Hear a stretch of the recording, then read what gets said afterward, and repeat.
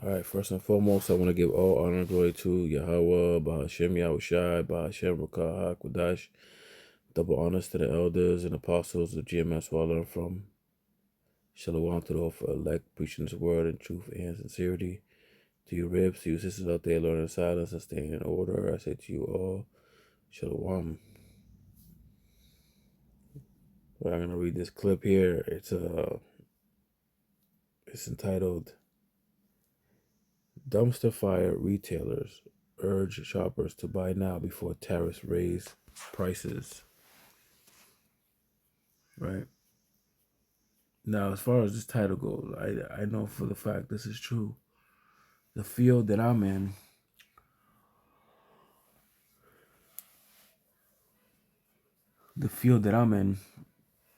that line of work as a tradesman, right? Prices went up on everything, whether it be wood, everything. So let's say somebody needed construction in their home, or, let's say their heat for the housing goes out, right? And it's just a necessity to get to the winter. Clientele is not happy about that at all. So a lot of sales were done in the first 4 months because of these tariffs, right? And people think that, these tariffs are temporary, right? This is going to have an impact, on the economy, indefinitely, just like when 2020 happened. Prices went up, nothing dropped, right? We had shrinkflation and things of that nature. That never went away. Right now, the 20% more increase on everything. Right, I had this one customer, and he was, he looked like he was well off. He had a big house, Range Rovers, all these things, right? And I went to go to make a repair in his home, right? And I had to replace something in the home, and the part cost about, I think the part cost like $15-$20 for the part, right? But for me to put the part in, you're looking at about $600, a little under for 600, like 500. And man, this guy, this guy was like, why is this costing this much? Blah blah blah. Blah, blah. He mentioned tariffs because he owns a business. Yeah, he has like a factory. He had like a accent from England. So for whatever reason, he moved out here to continue his business, but he wasn't happy with Trump and his tariffs. So he kept mentioning tariffs. And he was complaining about the work, but I told him, I said, it cost the company, my company, about $400 for me to be here. Right? That's trucks, insurance, office staff, materials, a bunch of stuff. So it kind of cost the company that much. So to make a profit, they made like $100 profit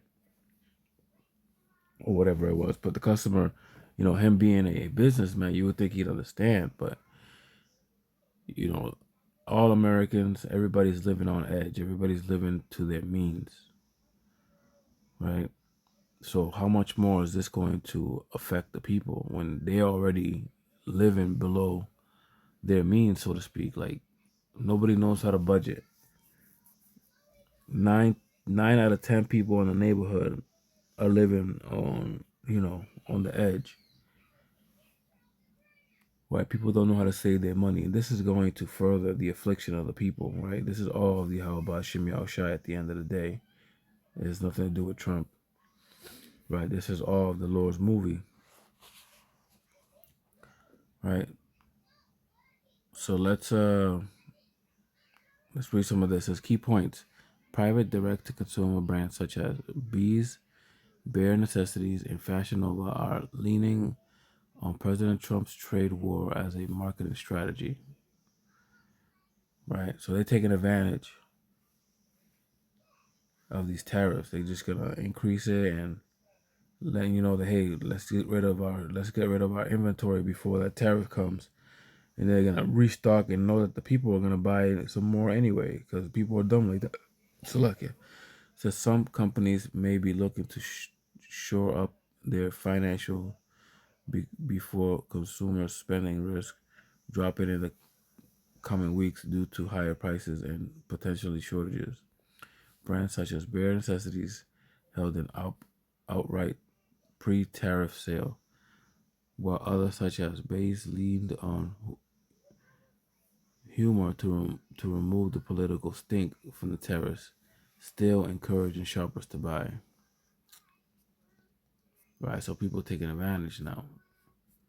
And that means that whatever they have in the shelving now before the tariffs, they're telling you to buy it, so they can get rid of their inventory, right? Because the more they sit on their inventory, the more taxes they got to pay on that inventory, right? So if they get new inventory, they don't have to sit on the old inventory.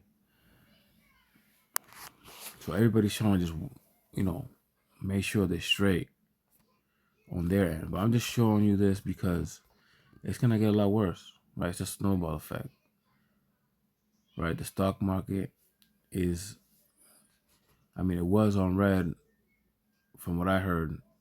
Not that I know too much about it. I'm not well versed on that field, right? But investors was pulling out and moving things and getting out of there. And I got Trump got scared and you know he got scared and made some moves for the tariffs to move further out or remove some of them because he knew that keeping it the way it was, it wasn't gonna sustain itself. It was just gonna collapse, right? So systems holding on by like a string, not by much, right? Right. And our people are one of the biggest consumers here in Babylon, Egypt. Our people are the ones that, buy the most and have the least, right? So in those times, you have, lived your life and, you spent your money. And then when it comes to like real famine and, Jacob's trouble, you're going to try to pray to the Lord, man, to get you out of there. But it'll be too late because you didn't use your time and money wisely, right? This is Jeremiah 14, verse 12. When they fast,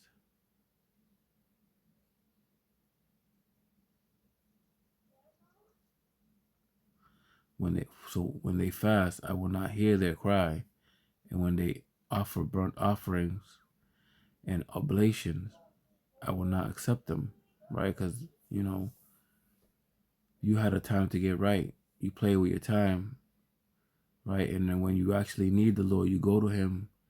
He's just gonna look the other way, like now you need me, right? When you're in need, right? It says, but I will consume them by the sword, right, and by the famine and by the pestilence, right? The Lord's gonna punish 2/3 Israel, right, for not using their time wisely and turning back to Yahweh Shem Yahushai while the gates of mercy are open.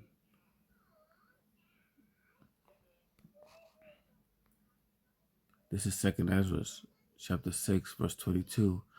And suddenly shall the sown places appear unsown, and the full storehouses shall suddenly be found empty.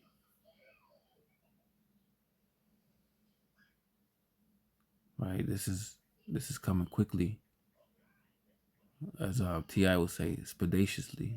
Expeditious. I don't even know how to say that, but you get it, right? Like it's rolling quick, man. People still distracted. This is the crazy part. People not paying attention. Right? The scriptures talk about being circumspect, meaning circle being surrounding, spec meaning look around you, see, man. Too many distractions in Babylon, man. It's not a joke.